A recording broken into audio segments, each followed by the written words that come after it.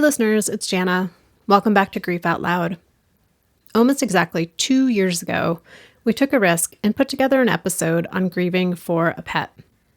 We were hesitant because we worried that our listeners who are grieving for a person would feel like we were comparing or minimizing their loss in some way. But we slowed it down and realized that the death of a pet is a death and a loss, and it comes with its own unique experience of grief. I'm back with another conversation about grieving for a pet. This time with Christine Passo, whose beloved dog Maya Ray died suddenly and very unexpectedly just a few months ago in May of 2024. Christine is a coach who specializes in supporting women through life changes that are prompted by or lead to loss and grief. She's also the co-author of a new book, My Fur Baby Wrote This Book.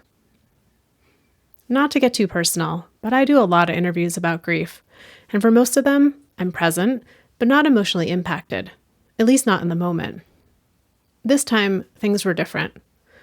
Longtime listeners will know that another reason we were hesitant to do an episode about pet loss is because it terrifies me. My dog Captain is 15 and has slowly been fading away for the past few months. I don't know how much longer he'll be here, but what I do know is that during my conversation with Christine, I was having a lot of big emotions. Even editing was rough. I'd listen for minutes at a time and realize I hadn't heard a word. You know that I can't focus while grieving thing? It's 1,000% true. I'm grateful, though, that there are people like Christine in the world willing to share so publicly about the experience of losing a pet, so that others, like me, can learn from her and have our experiences normalized. Quick note about terms. There are lots of ways people talk about their animals. Some, like me, use pet. Some use companion animal, and others, like Christine, use fur baby. Christine, welcome to Grief Out Loud. I'm really glad you're here. Thank you so much, Jana. I'm very happy to be here and have this conversation. Thank you so much for inviting me. And listeners, just so you know, there was like a little bit of a circuitous route that Christine and I took to having this conversation, because this is our second episode that we are doing around grieving the death of a pet. And it's something that on Grief Out Loud, we really went back and forth for a long time. Like, are we going to do that? Are we not? And we did one episode about a year and a half ago with Deborah Lee talking about how to support kids and teens when a pet has died. And I didn't know how it was going to go over. And it continues to be the number one most downloaded episode of all of Grief Out Loud. And then a couple of months ago, Christine emailed me to share about your story of your beloved dog, Maya Ray. And then I lost the email and I couldn't find it no matter what. And thankfully, Christine emailed me again to say, hey. So we almost missed each other. So I'm really glad you're here and really grateful for your willingness to come and talk about Maya Ray. It's interesting how the universe will work like that, right? So you were already having that thought, and then I found your podcast and thought, oh, this sounds like a really beautiful fit. So my persistent paid off. So let's talk about Maya Ray. I mean, listeners, you can't see the video right now, but Christine has a montage of photos behind her of basically the cutest dog I think I've ever seen. And so I know she was cute. And I know she also had a lot of other things about her. So let's talk a little bit about her. So Maya Ray, let's see, should I start in the beginning or the end? Let's see, I'm going to start a little bit at the end. Our Maya Ray passed away on May 28th of this year, so May 28th, 2024. And it was very sudden. We did not expect it. And because of that, it was traumatic. I don't think there is ever a death that anybody experiences when it's sudden and unexpected that is not traumatic. And I'll get more into the details of how she passed away. But she was 8 years and almost 3 months old. And she was a Sheltie. We had 2 Shelties. Now we have one. Zoe is 11 and Maya Ray was a little bit over 8 years. And they're just really beautiful, affectionate, kind of crazy, high energy. They need a lot of brain work. They need a lot of that kind of intellectual stimulation. They're both tried and true Shelties. And we brought Maya home at 8.5 weeks old, as you mentioned, the cutest puppy we'd ever seen. In fact, I just put out a book I co-authored, and that's chapter 1. of my section, which is the cutest puppy we'd ever seen. And she really was. She was just, even when she passed away, she was only 17 pounds. She was a little giant fluff ball. I mean, you would think she was twice the amount of her weight. And she was just a bundle of energy. But we used to say you can't be that cute and sweet without having other things wrong with you. And Maya Ray did. She, from the minute we brought her home, she had high GI distress issues. It took me 2 years to figure out formula of food to feed to her that didn't upset her stomach. And even still, she would have random bouts of flare ups that, I mean, could never be explained. It was just her system. So on and off flare ups with Maya was, when she wanted to go outside, it's like, oh no, is she having another flare up? There was always that sense of urgency and nervousness as her parent, as her human, wondering, is she okay today? Is she going to be okay today? She also was very anxious, which is a common trait of the Shelties. But Maya was in particular very anxious. She hated the car. She got car sick. She didn't like to be left alone, which she really wasn't left alone for long periods of time. I've worked from home for a long time, even before COVID. And I never wanted to leave her alone more than 3 or 4 hours because we would pay a price.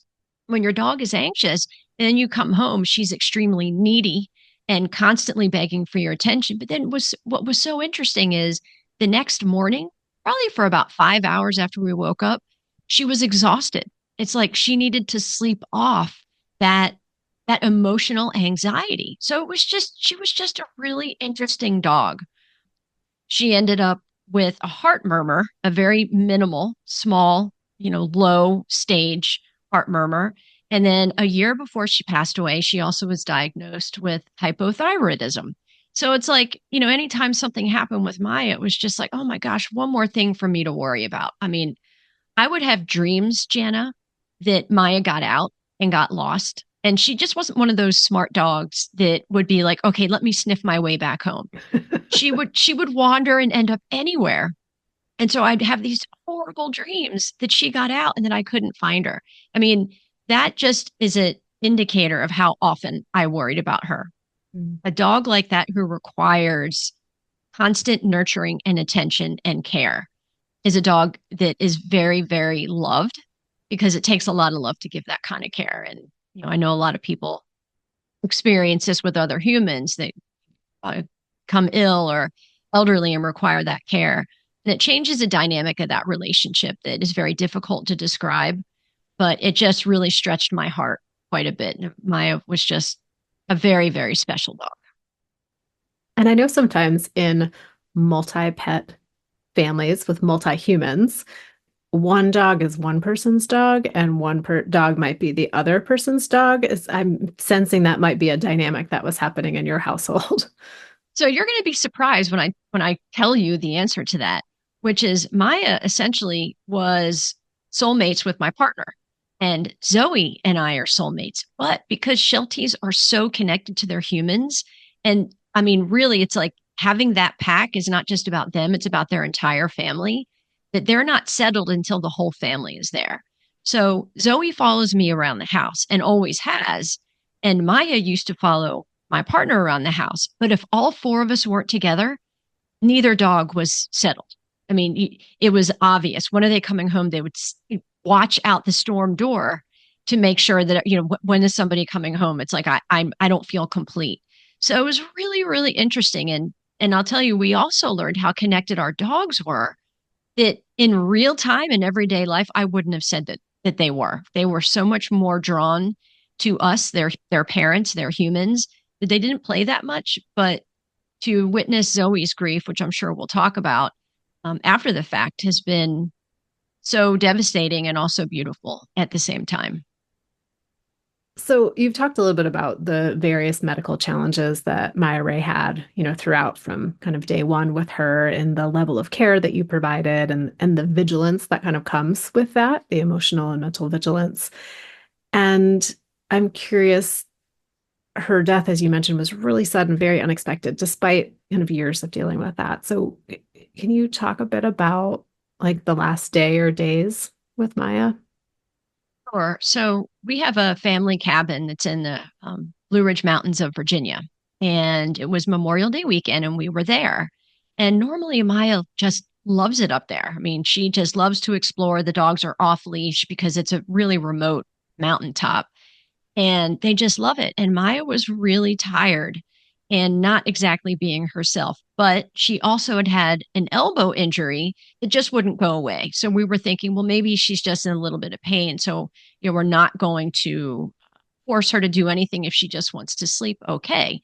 So she was exhibiting levels of exhaustion. But, again, Maya with her flare ups and her hypothyroidism a year before, these were not um, different symptoms for Maya. I was a little bit more concerned, but I also, maybe I could say this, would obsess over whether or not something was wrong or not. So it's like, am I being a hyper parent or am I not? But it wasn't enough to really create a change of we need to leave the mountain and get her help. It was not like that at all. So we came home that Monday.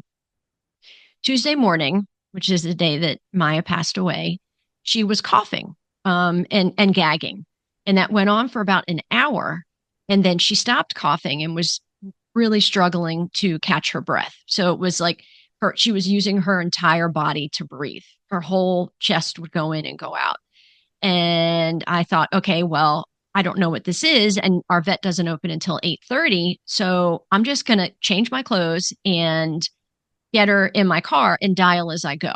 Because here in our area, I'm not sure about any other areas in the United States, but since COVID, a lot of the ER hospitals and even the veterinarian clinics are understaffed. And so they are not able to take all the dogs that come in. So you could rush your dog to a vet ER, but they don't have room. So, 40-minute drive. And then it's like, what are you going to do? So I knew I needed to get her in the car and dial. The first vet I called, they didn't have an actual physician in yet. And they said, I can't confirm or deny that you bring Maya in. Let me call you back. Well, Maya was in the back seat of my car and her tongue was turning a light blue. I don't know anything about, well, I do now about congestive heart failure, but at the time I did not. And I knew that she was really struggling. So I called a vet that we used to see and they said, bring her in right away. And so I did. So I brought Maya in. She was in the back seat of my car, which she, as I mentioned, she already hates the car. So I'm just devastated that she's not feeling well. And she's in the back seat of the car. And I get her in and they scoop her up and they take her back. At this point, it's almost 9 a.m. And I'm waiting. I'm just waiting and they're giving her tests and I'm not seeing her, but they're doing the best they can. They said either it's congestive heart failure or it's pneumonia, but they can't confirm one or the other, and they can't aggressively treat one or the other because it could hinder. Right. So it was a real, difficult situation for them. But they said, no matter what, she can be treated, but she needs to go to an overnight care ER facility. She said the first one she called was booked. They were full. And the second one had one spot and they're holding it for Maya Ray. And so it now is I have to transport her. And something that's really important to point out, Jana, is that the vet had told me that Maya was very upset when they took her back. Maya did not like the vet at all. Again, anxious dog. And so I just felt terrible, of course, that she's anxious and sick in my mind. She's just sick. So they sedated her so that they could perform these tests. They had to give her x-rays, had to take blood. So they sedated her. But in my mind, this is what's so crazy about the whole day. In my mind, I'm thinking, oh, she got like the equivalent of a Valium, right? And she's just chill. She's just relaxed versus sedated, which means she's asleep. She is not registering anything. I mean, she's registering life, but I mean, her eyes are not open. And so, came to find out that the transport had to be done by me. So again, we're not realizing the full just devastation of capacity that Maya is sick, dying. And so I call a friend and I said, hey, can you come by? You can drive my car. I'll be in the back seat with Maya. I'll hold her. We can go to the overnight vet. So they bring Maya out, and that's when reality struck. She's just laying in their arms. I was like, oh my gosh, what is happening right now? So at this point, it's been 3 hours since I've been at the vet. And I get in the back seat of my car, and the vet care team, they put her in my arms, and they said, this is where she had her IV, just be sensitive for that spot. And I'm trying to hold her in a position that helps her to breathe because I knew it was a struggle. And Janet was just seconds when she took her last breath. We hadn't even put the car in reverse. And I was absolutely in shock about it. I mean, Maya was my baby. We called her baby. She was going to be a baby until she left this earth, and she was. So I rushed her back in, but she had filled up with fluid, and unfortunately her body just there was no life in her anymore, and she passed away, and it was just devastating. It was absolutely devastating. And sitting in this place of how hard your mind was trying to catch up with all the things that were happening around you and how it just didn't make any sense. It didn't make sense. What are we doing? And making like trying to do the logistics while your heart is like, what is happening? And then to have her just take her last breath in your arms. Yes. And when I told people that she was in my arms when she took her last breath, most people said, "Well, that's so beautiful that you were holding her." And yes, I wouldn't have wanted her to take her last breath anywhere else than my arms or my partner's arms or home in a controlled environment. But it wasn't gentle, it wasn't beautiful, it wasn't peaceful. It was devastating. And so that and grief, right? So you take the traumatic event and the devastation of even what was a beautiful moment in that she was with who she loved when she passed away. It makes the grieving that much harder because people want to say, "Oh, that's so wonderful. That's so beautiful." Meanwhile, you're just caving on the inside of the trauma of that. And pairing grief and trauma is very difficult to process and to create, really a system of healing around that, because which one do you deal with first? Well, and I was thinking as you said that, and it's like the details of the situation matter to each person who went through that situation. But in reality, it's the story that other people make up based on what they assume those details equate emotionally. And then that expectation that gets put upon you to have to navigate, how do I respond? Do I burst this person's bubble and be like, actually, it was horrible what happened? Or do I let them have their narrative that it was a beautiful moment and then maybe judge myself for how much grief I'm feeling? And so it's just so complicated. And the thing that makes the grief harder is oftentimes how we have to either change, suppress, or diminish our own experience in reaction to how somebody else is assuming we're doing or what their expectation is.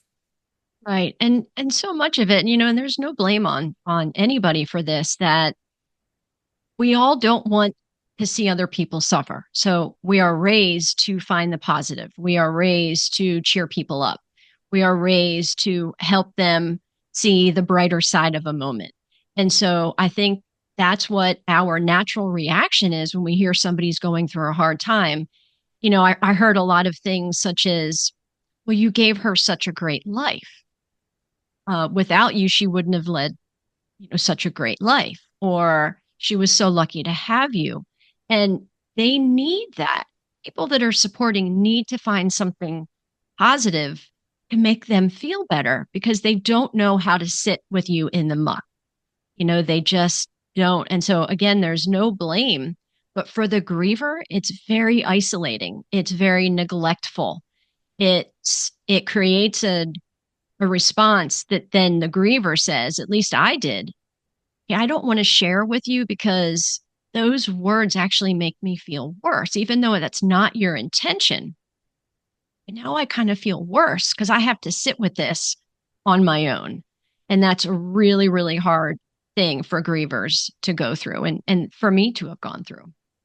Can we talk for a second about that specific comment? And again, like, right, no shame. I'm sure I've said it. I'll say it to myself in terms of that. But I feel like that's something that's really unique and specific to being a pet parent.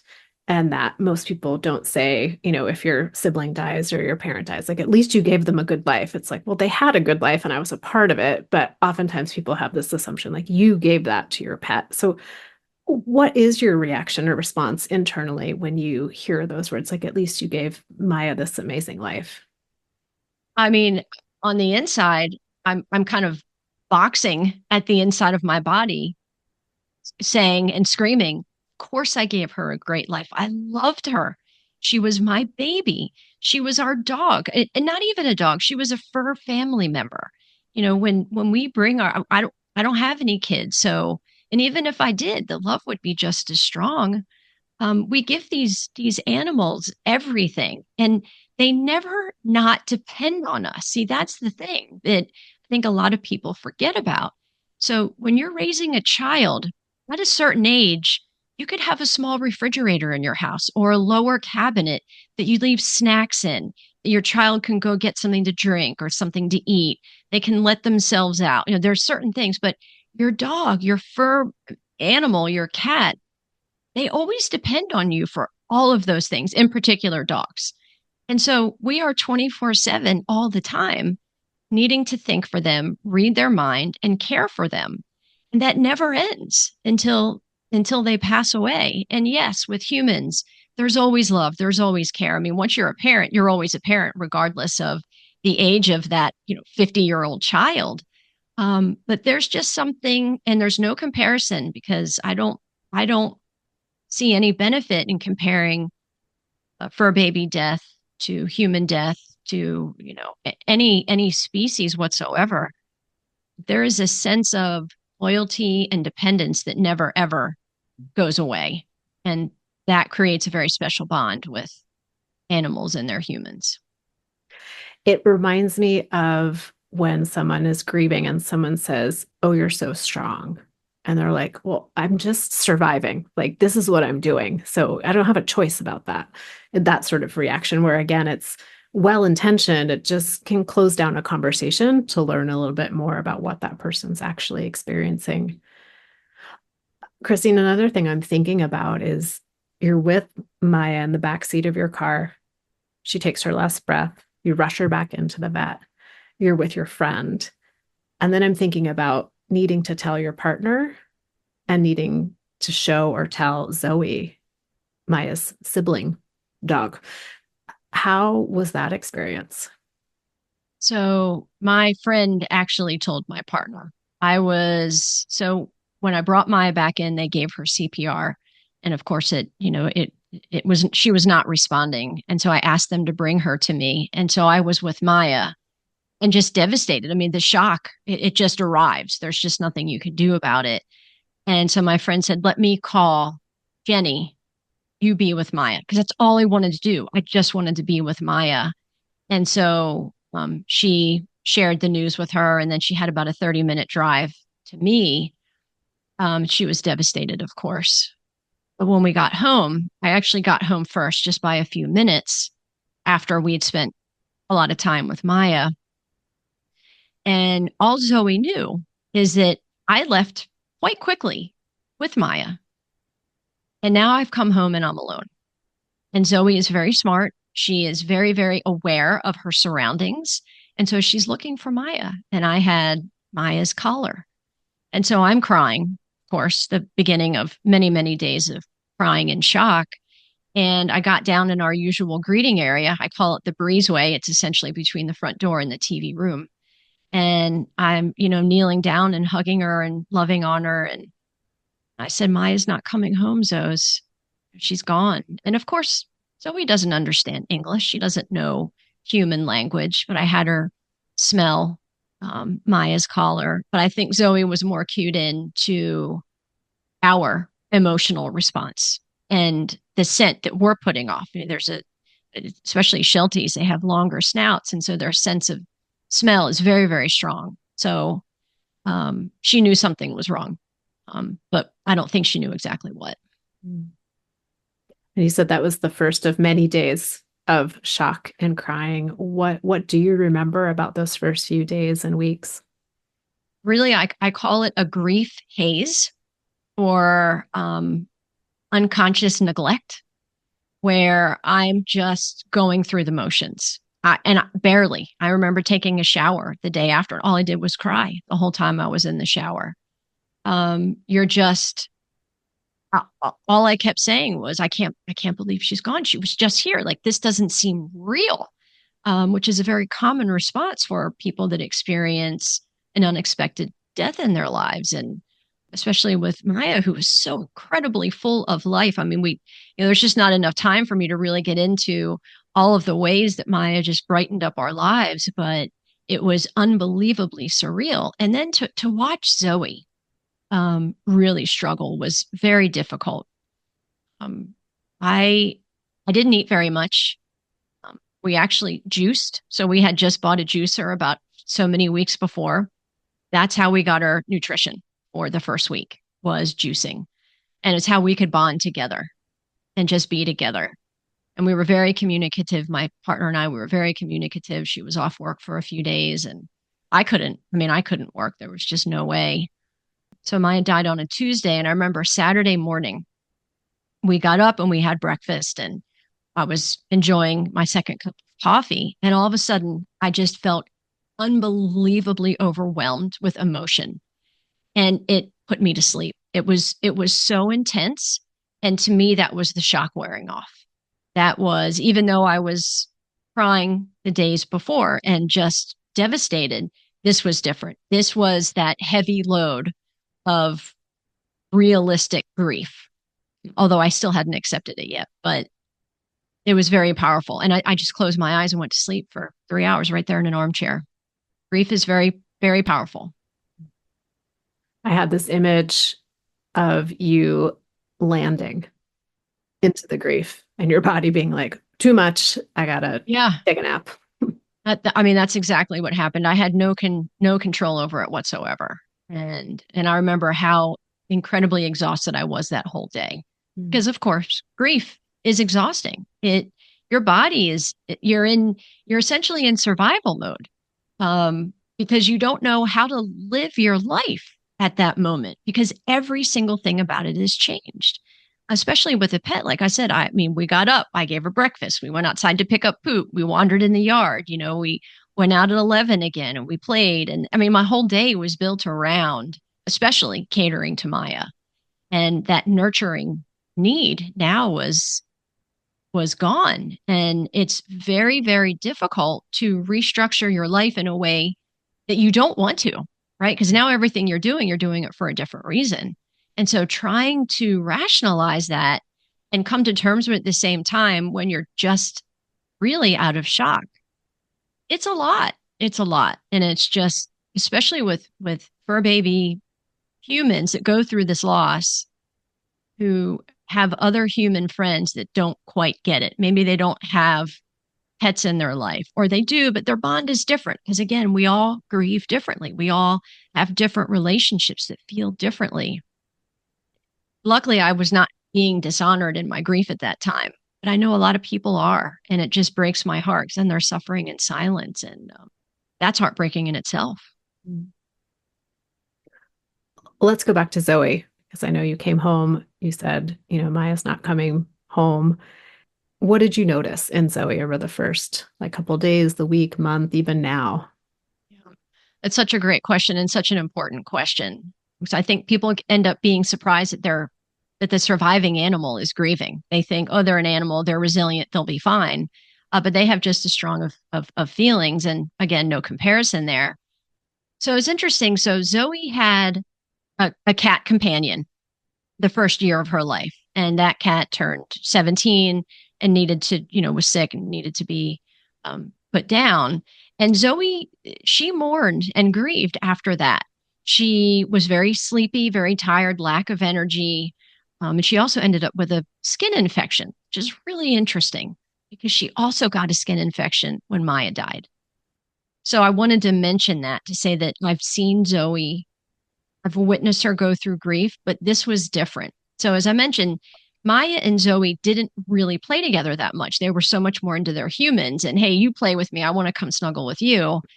So I was very curious to see Zoe's reaction. And Zoe was exhausted. She slept so much. She just wanted me to hold her, which is odd for Zoe. Zoe likes to make decisions on her own. She doesn't want you to just come and pick her up. She wants to come to your arms because she's chosen that, and only during the cold months. especially being a long-haired Sheltie. And here we are, it's late May, early June, and she just wanted me to hold her. And we would just sit there and watch the birds, and I would cry and I'd sit with her. And but what was really interesting, Jana, is around 3 o'clock in the morning, she did this for about 6 or 7 weeks. She would come in the room so that the dogs have full roam of our house. We don't, nothing's off limits. And she'd come into the bedroom and whine. And I'm like, okay, well, does she need to go out? And she would just stand there. So I'd get up, get out of bed, walk through the hallway, and she would just stand there. And we did this a couple nights in a row. And then it dawned on me. I'm like, Zoe had a ritual. She, around this time every night, would go and check on Maya. She'd go and say, "Where's my sister?" "Okay, there you are." "Okay." Because Maya would sleep all over the house. Like Maya didn't have her few spots. Zoe has her few spots. Maya would be anywhere. And so Zoe would have to comb the house and look for her. And so she would whine as if to say, "I'm trying to find Maya and I can't find her." And so I would just, I'd let Zoe out just to make sure she didn't have to go. And I'd bring her back to bed and get her beside me. And she did that for like 7 weeks. She also, so Zoe and Maya had separate beds. And Zoe never got in Maya's bed. But it was a few days after Maya died. It was like 4 days after she died. Zoe just went and she got on Maya's bed, circled it a few times, which is a dog thing, laid down and just stared at me. And I have pictures of her doing that. She did that 3 times within a matter of 3 months after Maya died. She hasn't done it. But just that kind of behavior to really be sensitive to. She also lost weight. I was feeding her more, not out of let me feed your depression, but I was trying to play games with her to get her mind off of grieving. There are a lot of um, dog scientists or dog veterinarians that say, hey, if your dog is grieving, get them more active. So I was playing treat games with her where I would hide them around the house or whatever it might be. So she was getting a little bit more activity, but more treats, and she was losing weight and with the skin infection. So she physically was responding to her grief and emotionally. So it happens. And the best thing we can do for our loved ones, even though it's so hard for us to just get up every day, right? When grief is that hard, but they need it too. And it's actually good for us to be giving back to that pet that is still there, because that's our way of continuing that nurturing and that love that we can't actively give to the pet that is passed. It seems like, too, in that process of helping Zoe acclimate, you kept a lot of Maya's beds, toys, things like that around the house, where some folks might have the need or the instinct to like pack it all up or move it or get rid of it in some way because it's a really painful reminder. But for Zoe, it seemed like having Maya's things around was a part of the process for her. Yeah, we weren't really sure what to do, Jana. And the thing is, the toys, they played with all the toys together. So if we got rid of the toys, I'd be like, I'm still here. Why are you getting rid of the toys? So they did everything together in that sense, except for the bed. And even the bed, like I said, Maya slept all over the place. So we called it Maya's bed. It's not like she was in it all the time, right? They're just always around, but it was called Maya's bed. And I know that's an interesting decision. People feel like they need to get rid of it because every time they look at the bed or that toy, that it reminds them of their passed on fur baby. And it's really painful. I mean, I guess we found comfort in it, that because it was such a shock, it just felt wrong. I felt like it was betrayal to get rid of her things when she'll always be a part of our lives. She'll always be in our hearts. We always want to have conversations about her. That's us. Everybody has to do what is best for them. And hopefully they're doing it because it's helping them work through their grieving process and not bypassing it. Well, I appreciate that, the permission is there for however people, just like with when a human in our life dies, that we have decisions to make about belongings and that we get to do what feels best for us. So one of the things that you've written and spoken about is how, and it comes through so clearly in how you talk about it, is how like intense and heartbreaking Maya's death was and is and that grief, and that it was kind of surprising to you because you've had other grief experiences in your life of this one being showing up the way it did. What's been your sense of that in the last few months? Gosh, this is such a, I mean, I have goosebumps and I just started sweating at the same time when you asked me that. Because even just this morning, I had a bout of tears and high emotion. So I thought I knew grief on many different levels. I have lost family members. I have lost good friends from a variety of whether it was illness or death by suicide, older age, job loss grief, because there are so many different types of grief. But when we're talking about death and end of life, it is different. But I had gone through so many emotional struggles just in my own life that I thought, okay, I've been through it. I'm empathetic. I'm here to listen. I'm not rushing anybody. Like your experience is yours. Then Maya happened. She, as I mentioned, was our baby. She required so much attention, and I probably, will have the same feeling of loss when Zoe goes, but it'll be different, of course, because the circumstances will be different. But I was just so incredibly crushed and having such a hard time accepting it. It took me week 7 until I accepted it. All I did was say, I just want her back. I just want her back. And in that, I was I was keeping myself in a standing still position for my grief progression. I mean, this is going to be a long time. This is going to be a long process and I accept that. I'm okay with that. But the depth of shock, despair, devastation, sadness, isolation.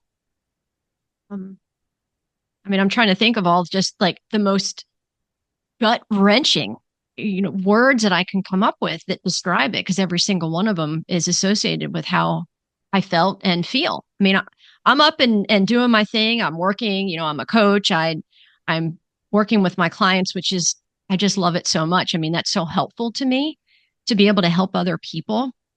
And I've really been trying very hard to memorialize Maya in such a way that is a symbol of how largely she lived her life and how largely she contributed to ours.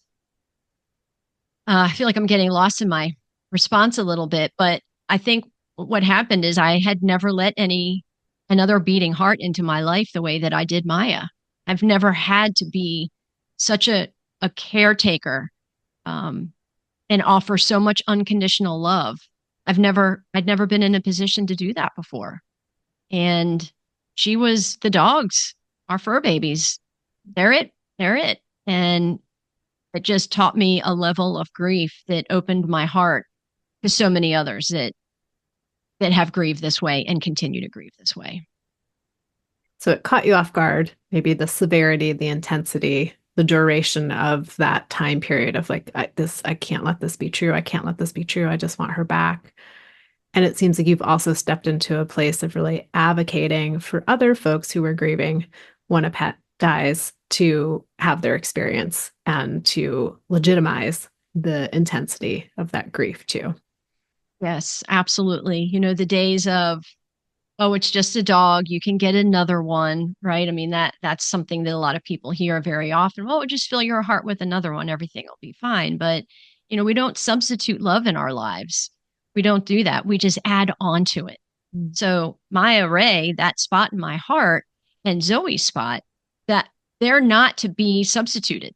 They will always be there. And now it's a matter of finding how to refill as much as possible that place in my heart that has been a hole since Maya left, and doing this work and speaking up about fur baby loss and sharing Maya's story, how important it is to recognize the bond and the love shared between fur babies and their owners, because it's very, very special. And in most cases, most people can't even fully describe how special it is because it's just between them and their fur baby. It's like how, most of that is just shared between your eyes and the hugs and those moments together. So it's so important to share the reality of that grief. Absolutely. And support it. I get the sense, Christine, that you are a doer. I don't know if that feels like an accurate assessment. Yes, yes. So you talked about, like the trauma of Maya Ray's death, in addition to the grief and how those two things are interwoven. I'm curious, are there things you've been doing that felt like an active way of engaging with grief or processing that trauma? Yes. So when it happened, when Maya passed away, I knew within days. I knew within days there was a major lesson in this for me because even though I thought I already knew grief and was talking about grief on a different level, I knew there was something I needed to pay attention to. There was something happening that I was supposed to incorporate into my life, into the lives of others. And so I've been taking such very careful notice of what I'm going through and the conversations I'm having with others and what they've gone through and realized so I'm a coach, I'm a life coach for women and I mainly focused on purpose and transformation. But I realized in this experience and what I was really starting to edge towards before Maya passed away was that we start with the idea, the need to change because we feel broken. Something doesn't feel right. Something feels off. We feel unfinished. We feel unresolved. And there are many times in grief, in loss, that we shove it under the rug, right? Society says, move on. Tomorrow's another day, all those positive platitudes that confuses us and make us feel that we're not supposed to grieve as long as we are. So I remember I was 2 weeks into my grief and somebody wrote on my LinkedIn page, don't let it go on for too long. And I thought, what does that even mean? What does that mean too long?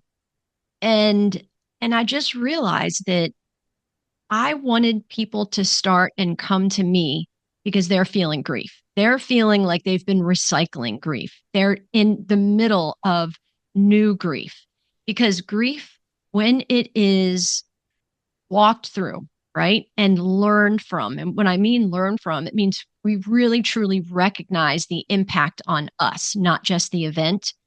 When we do that, there is an amazing transformation because there's no way anyone can go through that kind of a loss and not transform their lives. It just happens. I mean, it's part of the cycle. It's like you get up every morning, okay, now you're transformed. But when on the occasions that it's swept under the rug or people aren't given enough time or permission to grieve, they're unable to learn from it. And that's the grief that continues to recycle in their lives. And so it has become so important for me to be that guide, to be that person who says, I'm here with open arms. I understand whether you've been coping with this for years, decades, or it's new. We're going to walk that path together because there is beauty through it. There's sadness, but there's beauty through it. And you always have me, always going to validate your feelings, and we're going to help get you through. So that's been a huge part of the gift that has come out of this and the action that has come out of my grief. You mentioned earlier that even this morning, before we signed on for this interview, big wave of grief came through, lots of crying. And I think about there's the way the grief just shows up, and then there's the story we tell ourselves about the grief that's showing up or how it's showing up or when it's showing up. When that happens for you, what is the story that you say to yourself about that experience? So that's a story that changes all the time because my grief is evolving all the time. My awareness is evolving all the time. And I think I don't think, I know that what I'm telling myself when the grief comes on is feel it. Don't push it away. It's okay. It doesn't matter how long it's been. I mean, it's been 4.5 months. It's really not that long, right? I mean, I'm dreading the holidays because 3/4 of the ornaments we put on our tree are our dogs. And so, there's a whole cycle of things that we all have to go through, whether it's a fur baby or a human, when we're dealing with that loss. And so, what I'm always so kind to myself with is it's okay. Feel it. If you need to cry, cry. Maybe go out for a walk, instead of just sitting in your desk chair feeling super sad, or let's put Zoe on her leash and go for a walk, do something.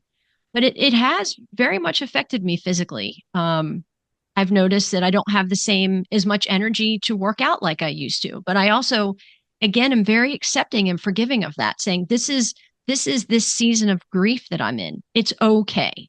It's okay that my feelings are telling me what I need and rest and work and this action behind supporting other people. That's where it's coming from. But I 100% am honoring myself because I deserve it and so does Maya.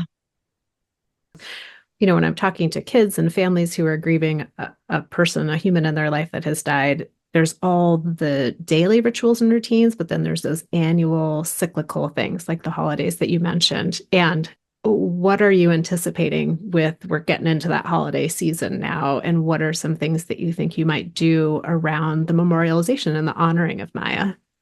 So I love that you asked that because I'm already actually in the thick of that feeling because again, they're Shelties, they're long haired dogs, so cooler temperatures. They love it. They love to be outside. So I live in Virginia, so the summers are really warm and humid, and they don't really enjoy being outside. It's really difficult to go for walks.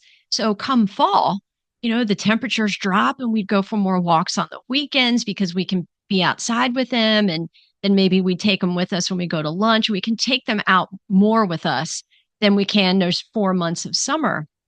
And so it's been really hard.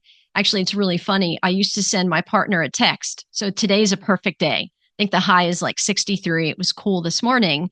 And this is when I would send her a text and say, "Oh, Maya left a note. She packed a bag. She's got treats and she's moving outside." It's like these little things that just spur these moments. And so these colder temperatures are going to be hard because that's when we would spend our most fully active time with them and take both dogs with us as many places as possible. And I will also tell you that in a week, we're taking a vacation and we're going back up to the family cabin and we're going to spread some of Maya's ashes. And we have two different memorial stones that we ordered through Etsy. They're absolutely beautiful. Please, if anybody wants to know the name, please reach out to me. I'm happy to share. Just beautiful work. And so we're going to spread some of her ashes and then put the two stones above that. And they're beautiful. It says, Maya's love forever, and these really beautiful words on it. And so I'm emotional thinking about going back up there and doing that. But that's also, I know, part of the process, right? Like everything we go through, everything I go through is all part of healing and accepting that she's gone and just continuing to open up that massive, massive amount of love that I'll always have for her. Well, Christine, I feel like I just went on an emotional ride with you Believe talking me. about Maya Ray, Yeah, I know. talking about these fur babies, these pets that we love so dearly, and I'm very grateful that you are doing that advocacy work and having these conversations and giving people who are grieving their fur babies, their pets, their companion animals, permission to have their grief be valid and legitimized and just to make it okay that it exists and to really honor it. And I know you're doing some of that work in your own work with your podcast, Unconscious Evolution, and your new book, My Fur Baby Wrote This Book. Are there other places you want listeners to be able to continue to connect with you? Certainly, my website is by far the best place because it has access to everywhere. Really, there's access to my YouTube channel for Unconscious Evolution. It takes you to my Instagram page where I post a lot of different, information about grief and feeling validated in your grief, and of course, fur baby love, which is so incredibly important. Um, but yes, my fur baby wrote this book has been a beautiful experience that just released. So that's another reason it's been an emotional week. I'm a co-author alongside four other authors, and it's just another opportunity to share Maya's story and memorialize her and get people more aware of how important our fur babies are. So thank you. And thank you so much for this opportunity to share. And I hope that our conversation is very healing and supportive to the listeners that follow the Dougie Center. And the wonderful services that you all provide. It's really beautiful. Well, thank you again, Christine, and thanks to Maya Ray for being part of this conversation with us too. And I'm definitely not going to forget that photo of the cutest puppy that ever was, listeners. I'll put it on the social media so you will see just how adorable Maya Ray is. So, Christine, thank you again. Thank you so much, Jana. It's a pleasure. And listeners out there, I know you're tired of me saying this, but I have to say it. Thank you each and every time for tuning in, for sharing the show with someone that you think might be helped by what we're talking about, for connecting with us on our email. We'd love to hear from you. It's griefoutloud@dougy.org. It's dougy.org. It's the main website for Dougy Center, who produces Grief Out Loud. And it's also where you can find free downloadable resources like tip sheets, activity sheets, each and every episode of Grief Out Loud, and information about our local programming. If you want to support the show, we'd love for you to do a rating and a review, Apple Podcasts, Spotify, wherever you listen. And thanks as always to the Chester Stephan Endowment Fund for their support of the podcast. Thanks for listening. We'll hope you join us again next time.